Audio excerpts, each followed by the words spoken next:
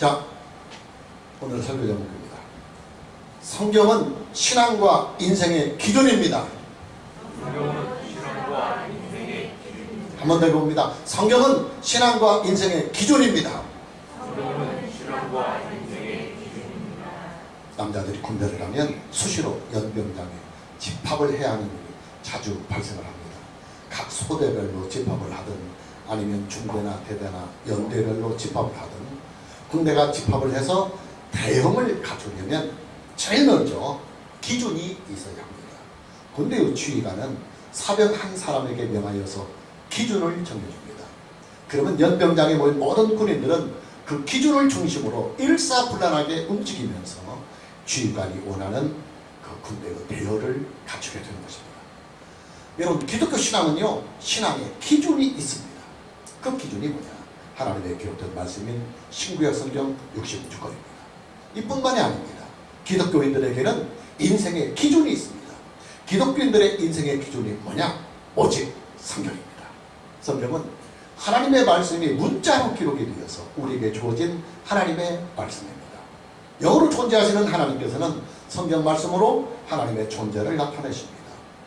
그리고 영으로 존재하시는 하나님께서는 하나님을 믿고 따르는 신앙의 기준들과 또 사람들이 인생을 살아가는 인생의 모든 기준을 오직 성경에 담아서 우리에게 주셨습니다. 하나님의 말씀은 기독교 신앙의 기준입니다. 오늘 보면 1절 말씀을 보면 그런즉 네 하나님 여호와를 사랑하여 그가 주신 책무와 법도와 규례와 명령을 항상 지키라. 책무, 법도, 규례, 명령 이 모든 것을 한 단어로 추적하면 하나님의 말씀, 즉 성경이 됩니다. 여러분, 여호와 하나님을 사랑하라고 하는 이 말씀은요, 신명기의 주제요 구약성경 전체의 주제입니다. 예수님께서는 구약성경의 모든 말씀을 하나의 단어로 축약을 해주셨습니다. 그 하나의 단어가 뭐냐면 사랑이라고 하는 단어입니다. 우리가 참고구절로 마태복음 22장 37절에서 40절 말씀을 보면 예수께서 이르시되 네 마음을 다하고 목숨을 다하고 뜻을 다하여 주 너희 하나님을 사랑하라 하셨으니 이것이 크고 첫째 되는 계명이요 둘째도 그와 같으니 내 이웃을 내 자신같이 사랑하라 하셨으니 이 두 계명이 온 율법과 선지자의 강령이니라 그랬습니다.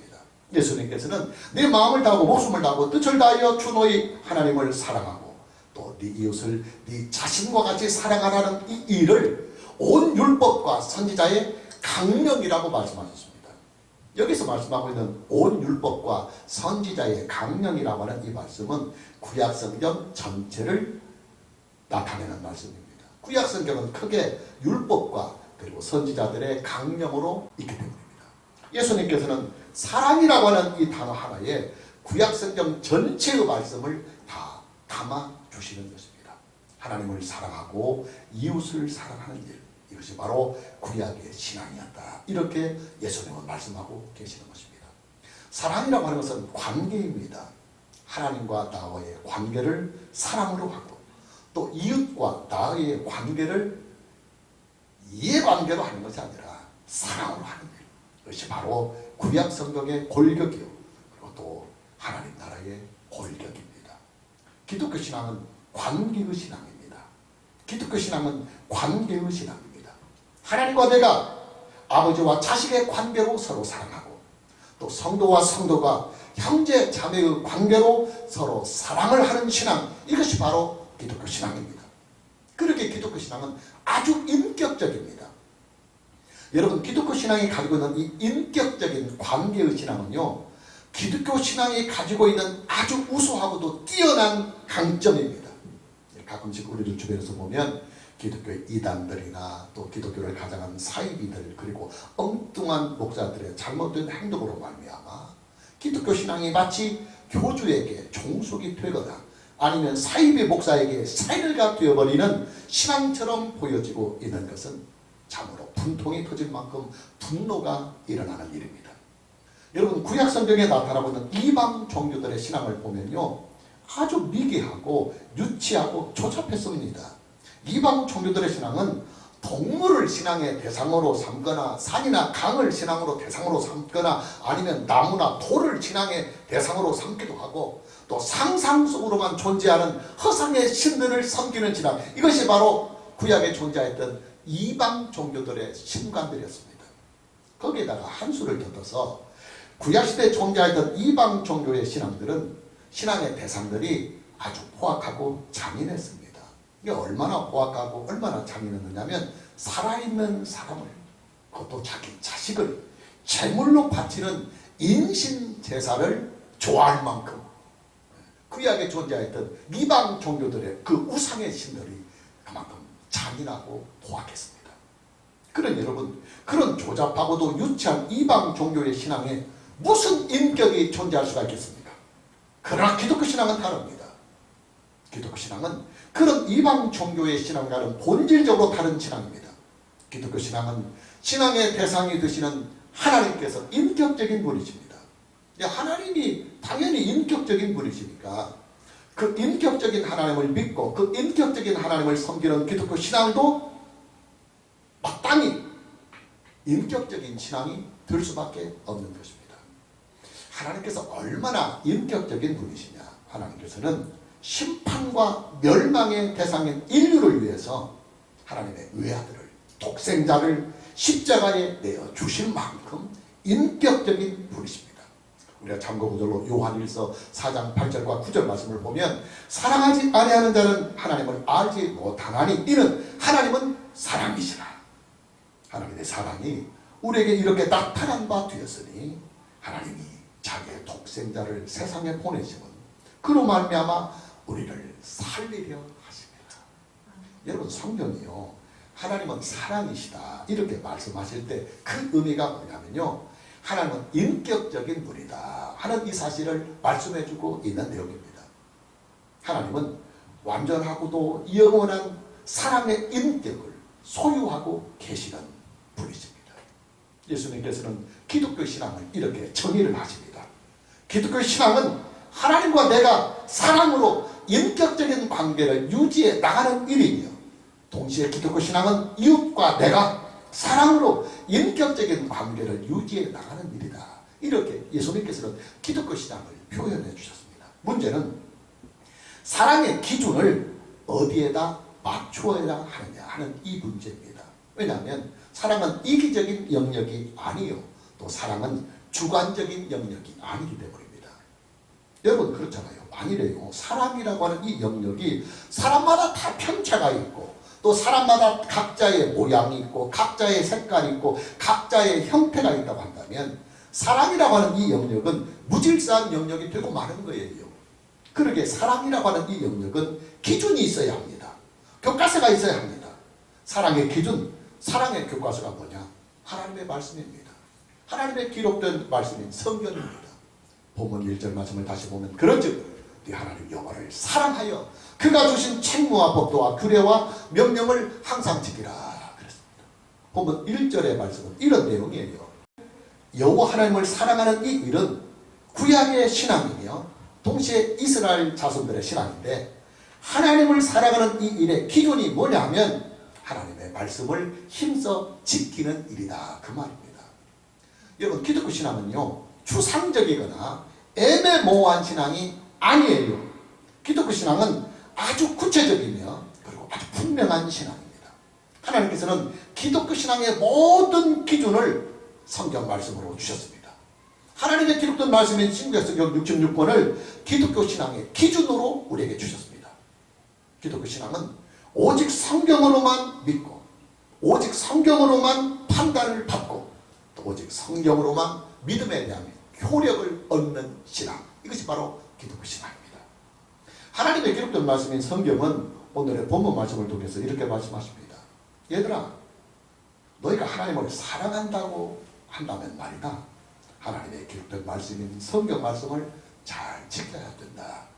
얘들아, 너희가 하나님을 사랑하는지 혹은 사랑하지 않는지를 판단하는 그 판단과 평가의 기준은 오직 하나님께서 성경으로 하나님의 말씀으로 하신단다. 이런 내용입니다.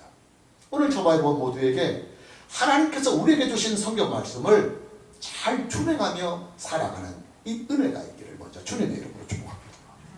하나님의 말씀은 구원과 천국의 기준이 되기도 합니다. 본문 8절과 9절입니다.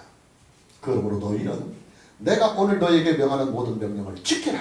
그리하면 인과관계입니다. 인과관계입니다. 모든 명령을 지키라. 말씀을 지키라. 그리하면 너희가 강성할 것이요 너희가 건너가 차지할 땅에 들어가서 그것을 차지할 것이며 또 여호와께서 너희의 조상들에게 맹세하여 그들과 그들의 후손에게 주리라고 하신 땅 곧 젖과 꿀이 흐르는 땅에서 너희의 날이 장구하리라 그랬습니다. 하나님께서는 이스라엘 자손들에게 이렇게 말씀하십니다. 야 이스라엘아, 너희가 내 말을 잘 지키기만 한다면 너희는 가나안 땅을 너희의 기업으로 차지하게 될 것이다. 그리고 너희가 기업으로 차지한 그 땅에서 너희들은 장구할 것이다. 영원히 살 수 있을 것이다. 하나님의 말씀이 그들이 누리게 될 기업의 기준이 된다는 말입니다. 중요한 것은 하나님께서 이스라엘 자손들에게 주시는 가나안 땅의 그 기업은 예수 그리스도 안에서 누리게 되는 하나님의 나라, 즉 천국을 예표하고 상징하고 있다는 사실입니다. 우리가 이제 보통 그렇게 말하잖아요. 구약의 가나안 땅은 우리가 잠깐 들어갈 하나님의 나라, 천국을 상징하고 예표한다는 말을 쓰잖아요. 여러분, 하나님께서는요, 하나님의 나라에 참여할 수 있는 기준을 어디에다 두느냐면 하나님의 말씀에 기준을 두고 계십니다. 성경 말씀에 기준을 두고 계십니다. 누누이 말씀을 드리지만 기독교 신앙은 성경 말씀의 터 위에서만 존재하는 신앙입니다. 굉장히 중요한 말이에요. 기독교 신앙은 신구약 성경 66권의 말씀의 터 위에서만 존재하는 신앙입니다. 하나님께서는 오직 성경으로 하나님의 존재를 나타내 주시고 또 하나님께서는 오직 성경으로 하나님을 믿고 섬기는 신앙의 법을 주시고 또 하나님께서는 오직 성경으로 하나님을 믿는 자들에게 기업을 보증해 주십니다. 당연히 기독교 신앙의 기업으로 주어지는 천국은 성경대로 믿는 자들이 들어가는 나라요 또 성경대로 믿는 자들만 하나님의 나라, 즉 천국에 참여할 수가 있는 것입니다. 왜냐? 성경 말씀이 오직 성경이 기독교 신앙의 기준이 되기 때문입니다. 며칠 전에 교회당 화장실에 설치된 비데가 좀 이렇게 고장이 나서 서비스 센터에 전화를 했습니다. 제 전화를 받는 상담원이 가장 먼저 확인하는 게 뭐냐면 무상으로 서비스를 받을 수 있는 기한이었습니다. 제가 구입한 제품은 무상으로 서비스를 받을 수 있는 기한이 구입한 날로부터 1년이었습니다. 그 제품을 구입할 때 보증서에 그렇게 명시가 되어 있습니다. 상담원이 제게 말을 합니다.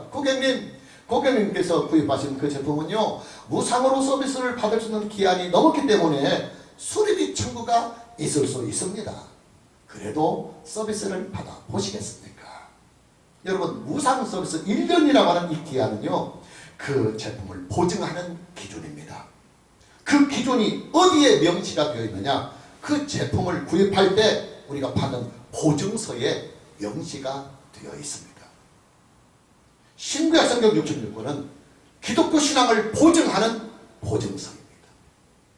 당연히 하나님께서는 믿는 자들에게 기업을 주실 때 성경에 기록된 그 보증서대로 그 기준대로 우리에게 기업을 주시고 복을 주시는 것입니다. 우리가 이런 것을 한번 생각해 볼 수 있습니다. 우리에게 어떤 민원이 생겨서 그 일을 한번 해결해 보고자 행정기관을 방문해 보면 담당자는 항상 원칙에 준하여서 기준에 준하여서 민원을 해결하려고 합니다. 민원인은 우리의 입장에서 보면 원칙이 중요한 것이 아니라 기준이 중요한 것이 아니라 내가 원하는 이 민원을 좀 행정기관에서 속 시원히 해결해 줬으면 좋겠지만 행정기관의 담당자는 냉정하게도 원칙에 준하여서만 기준에 준하여서만 나의 민원에 응답해 줍니다. 원칙에 벗어나고 기준에서 벗어나면 아무리 통사정을 해도 소용이 없어요.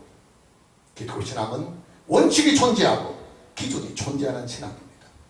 이 원칙과 이 기준은 하나님의 입장에서는 집중해서 들으세요. 굉장히 중요한 말입니다. 이 원칙과 이 기준은 하나님의 입장에서는 하나님을 믿는 모든 자들에게 공평하고도 정당하게 응답하시는 하나님의 의가 됩니다. 하나님의 의가 됩니다. 왜냐하면 하나님께서 사람을 차별하면 안 되잖아요. 어떤 사람의 기도는 들어주고 어떤 사람의 기도는 안 들어주고 어떤 사람은 10,000원을 주고, 어떤 사람은 100만 원을 주고, 어떤 사람은 1,000만 원을 주고, 어떤 사람은 뭐 주거리만큼 주고, 어떤 사람은 막 몽테이로 주고. 하나님께서 사람을 차별하시면 안 되잖아요. 하나님의 그 의가 무너지는 거잖아요. 그래서 하나님께서는 공정하고도 그리고 정당하게 원칙과 기준을 세워서 우리에게 은혜를 주시고 그리고 복을 주십니다. 이게 하나님의 의입니다.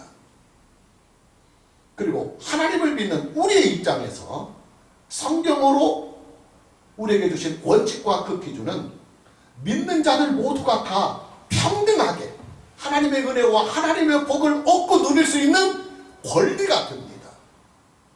여러분, 우리 입장에서도 어떤 사람은 뭐 기도만 하면 바로 응답해주고, 나의 기도는 막 한 달을 금식하고 막 목이 터져라 기도하고 막 그애절하게 하는데도 기도를 응답을 안 해주신다고 한다면 내 입장에서 볼 때 불공평하게 느껴질 수 있잖아요. 그래서 하나님께서는 원칙과 기준을 딱 정해줍니다. 내가 이 원칙과 기준에서 모든 사람에게 평등하고 공정하고 공평하게 응답할 것이다.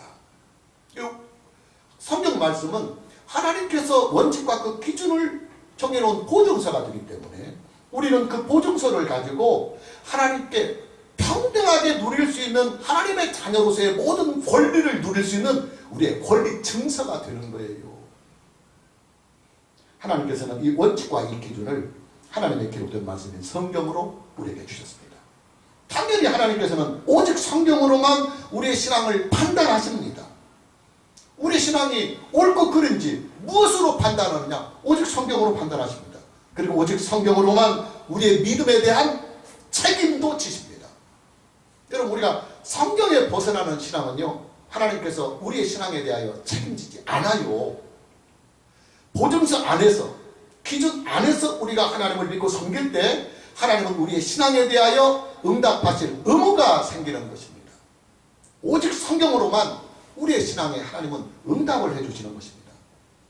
하나님께서는 예수 그리스도 안에서 하나님을 믿고 섬기는 자들에게 그 신앙에 대한 응답으로 기업을 주십니다. 그 기업이 뭐냐? 구원과 천국입니다.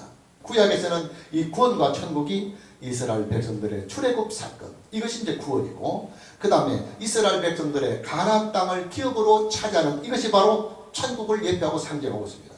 그리고 신약에서는 구원과 천국으로, 하나님의 나라로 우리에게 말씀하고 있습니다. 구원과 천국의 기준이 뭐냐? 오직 성경입니다. 오직 하나님의 말씀입니다. 하나님께서는 성경 말씀에 기록된 그대로 예수 그리스도를 믿는 자들을 구원해 주십니다.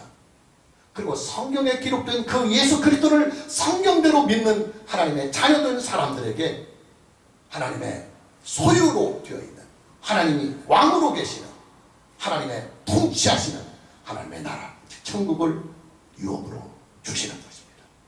오늘 저와 여러분 모두에게 성경 말씀이 우리에게 주시는 구원과 천국의 이 약속을 예수 그리스도를 믿음으로 말미암아 온전하고도 영원히 누릴 수 있는 이 은혜가 있기를 다시 한번 주님의 이름으로 축복합니다.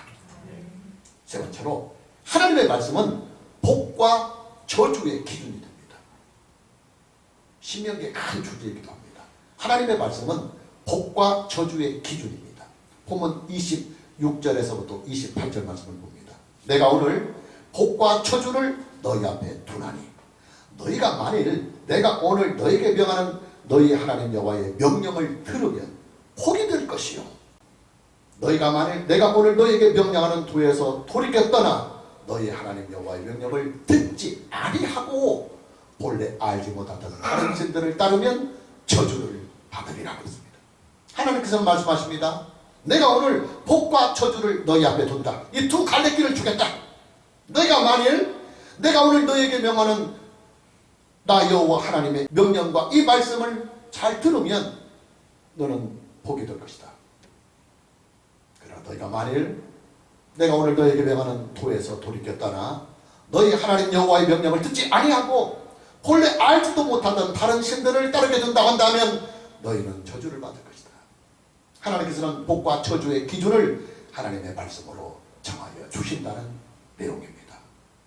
여러분, 하나님의 말씀이 복과 저주의 기준이 된다고 하는 이 말씀은요, 신명기 전체에 흐르고 있는 큰 물줄기예요. 자, 이 물줄기가 어디에서 큰 저수지를 이루냐면 신명기 28장에 가서, 신명기는 매 장마다 복과 저주의 기준이 하나님의 말씀이다 하고 계속 설명을 해나다가 신명기 27장에다가 복과 저주의 기준이 되는 하나님의 말씀을 다 집중적으로 담아주십니다. 신명기 28장을 우리가 나중에 보겠지만은 신명기 28장은 그 전체가 68절의 말씀으로 되는 상당히 긴 장입니다. 상당히 많은 분량의 말씀들이 신명기 28장 한 장에 집약이 되어 있습니다.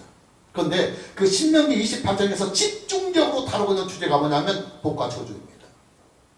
복과 저주의 기준이 하나님의 말씀입니다. 복과 저주의 기준이 하나님의 말씀입니다. 이것을 계속 반복적으로 여러가지 사건들, 또 여러가지 내용들, 신뢰들, 우리의 구체적인 상황 속에서 벌어지는 모든 일들에 대한 구체적으로 복과 저주의 기준에 대한 하나님의 말씀을 신명기 28장에 집중적으로 주셨습니다.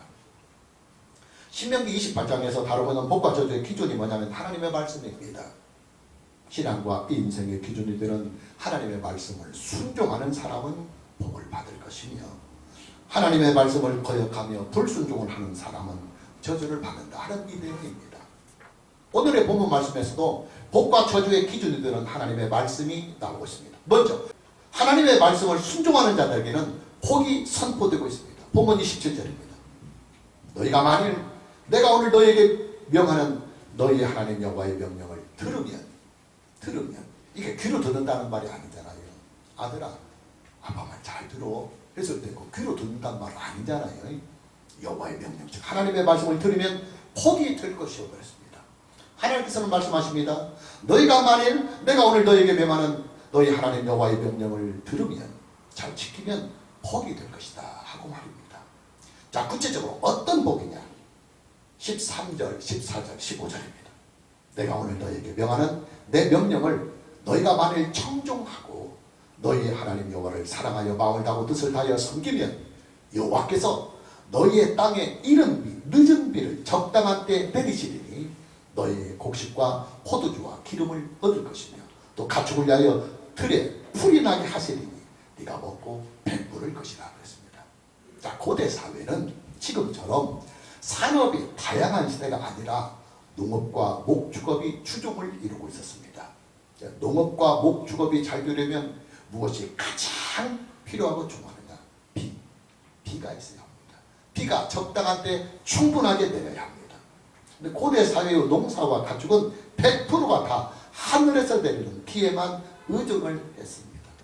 하늘에서 비가 내려야만 농사도 짓고 가축들에게 풀을 먹일 수가 있었던 것입니다.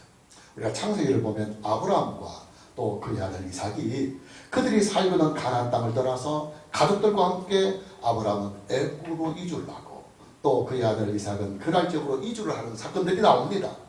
아브라함과 이삭이 약속의 땅인 가나안 땅을 떠나서 애굽과 그랄 지역으로 이주를 하게 되는 이 배경과 원인이 뭐냐면 극심한 흉년 때문이었습니다. 그들이 살고 있는 가나안 땅에 비가 오지 않으니까 어쩔 수 없이 비가 있는 땅으로 농사를 짓고 그리고 가축을 길 수 있는 땅으로 이주를 할 수밖에 없는 것입니다. 이뿐만이 아닙니다. 출애굽의 배경이 되고 있는 야곱과 그의 가족들 70여 명이 하나님의 약속인 땅인 가나안을 떠나 애굽으로 이주하게 되는 결정적인 요인도 바로 극심한 흉년 때문이었습니다. 그들이 살고 있는 가나안 땅에 무려 7년 동안 비가 내리지 아니하니까 생존을 위해서 어찌할 수 없이 애굽으로 이주를 할 수밖에 없는 것입니다. 고대 사회에 존재했던 우상의 신들을 보면요, 대부분 비와 연관이 되어 있는 우상의 신들이었습니다. 비가 충분히 내려야 나라가 존재하고 가정도 존재하고 그리고 생명이 보존이 될 수가 있기 때문입니다. 우리나라의 역사에도 기우제라고 하는 민간 풍습이 있습니다. 기우제가 뭡니까? 하늘에서 비를 내려달라고 간곡하게 비는 미신적인 제사입니다. 그만큼 고대 사회에서는 사람들과 가축들의 생존을 위해서 비가 절박했다는 말입니다. 그 소중한 비를 누가 내리느냐? 당연히 하나님께서 내리십니다. 만물의 창조자요 만물의 통치자이신 하나님의 주권 속에서 비가 이 땅에 오는 것입니다. 이렇게 말을 하면 기독교의 안티 세력들은 이렇게 비난을 합니다. 야, 이 무식한 목사야, 요즘이 어느 텐데 하나님께서 비를 내린다는 그런 말을 하고 있느냐.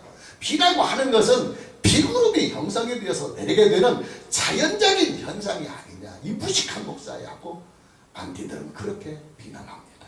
그러나 여러분, 우리는 이것을 알아야 합니다.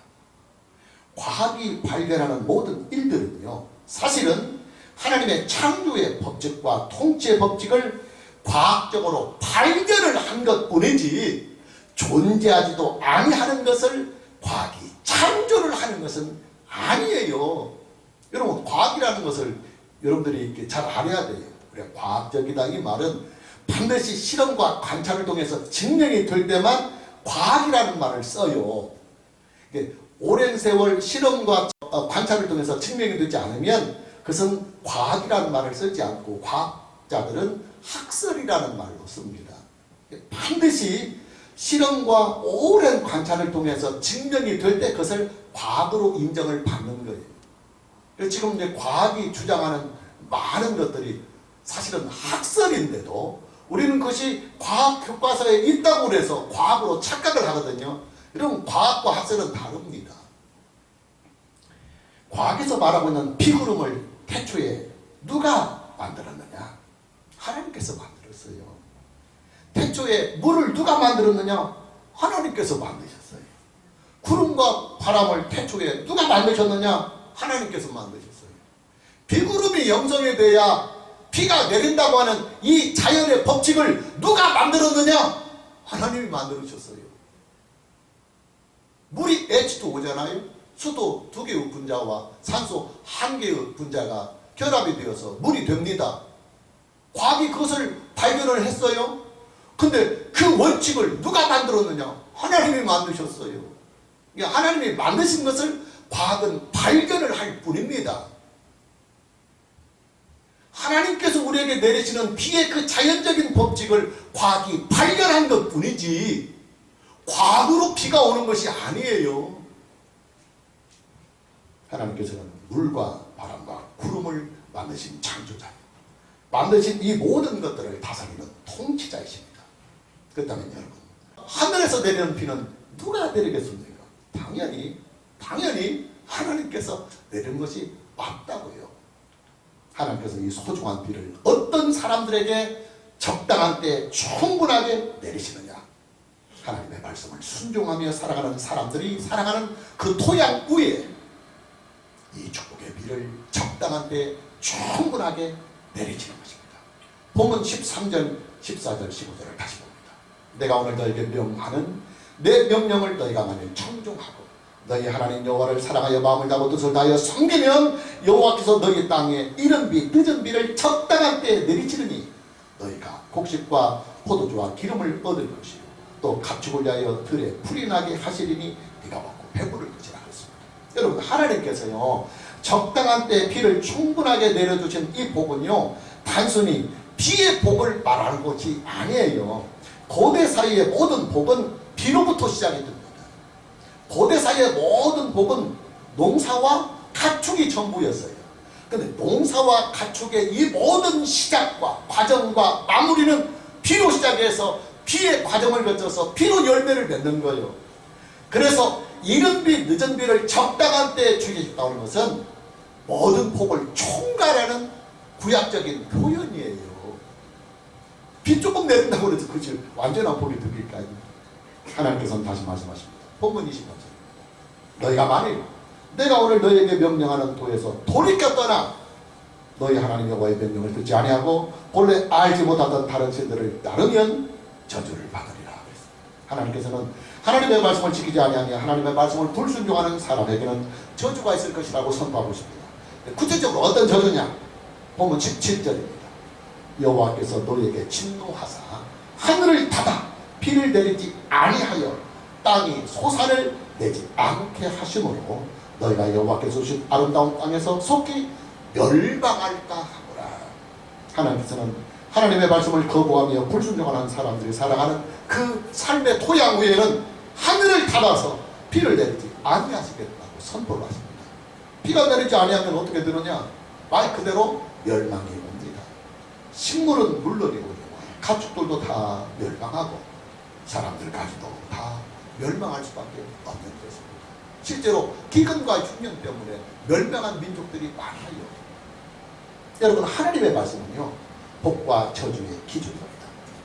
하나님의 말씀에 순종하는 인생은 복을 누리고, 하나님의 말씀을 불순종하는 인생은 저주의 인생이 된다는 말입니다. 오늘 저와 여러분 모두에게 하나님의 말씀에 순종하는 인생이면서 하나님께서 사랑하시는 자녀들을 주시는 그 모든 인생의 복을 온전하게 얻고 또 충분하게 누리면서 살아갈 수 있는 이 축복된 인생이 되기를 주님의 이름으로 축복합니다. 마무리합니다. 기독교 신앙은 오직 성경이 기준입니다. 믿음도 오직 성경이 기준이요. 믿음에 대한 효력도 오직 성경이 기준이요. 그리고 믿음에 대한 판단과 평가도 오직 성경이 기준입니다. 오늘 저와 여러분 모두에게 하나님의 기록된 말씀인 신구약 성경 6권의 이 말씀을 믿고 순종하며 살아갈 수 있는 이 은혜가 있기를 다시 한번 주님의 이름으로 축복합니다. 찬양합니다.